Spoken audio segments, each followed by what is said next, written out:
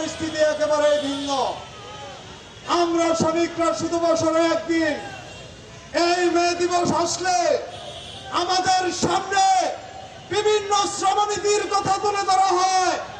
দুঃখের বিষয়ে কোন নীতি আমাদেরকে আজ ৫৫ বছরে স্পর্শ করতে পারেনি। প্রিয় দেশবাসী, আপনারা যারা এখানে উপস্থিত রয়েছেন, আপনারা দেখেছেন ১৯৭১ সালে ২৫শে মার্চ বারবার পাকিস্তানি বাহিনী এই ঢাকা ইউনিভার্সিটির ভিতরে যতগুলো রিক্সা চালক ছিল সবাইকে নির্বিচারে হত্যা করেছে। ৫৫ বছরে একজন চালকও সেই হত্যার বিচার পায়নি। আমরা ২৪-এ আর একটি বিকল্প দেখতে পাচ্ছি।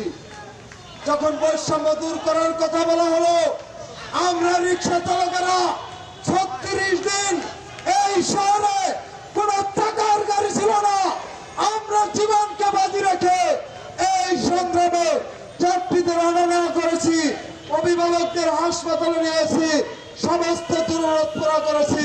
কিন্তু ২টি বছর হয়ে গেল, আমরা কি দেখতে পাচ্ছি? আমরা রিক্সা চালকদের কোনো ভূমিকায় রাষ্ট্রের কাছে দেখতে পাচ্ছি না। আজকে এই মে দিবস উপলক্ষে আমি এই সমস্ত শ্রমিক শক্তির সমস্ত নেতাকর্মীর সামনে বলতে চাই, আমরা রিক্সা চালকেরা বৈষম্যের শিকার হচ্ছি, আমাদেরকে বৈষম্যের হাত থেকে বাঁচান।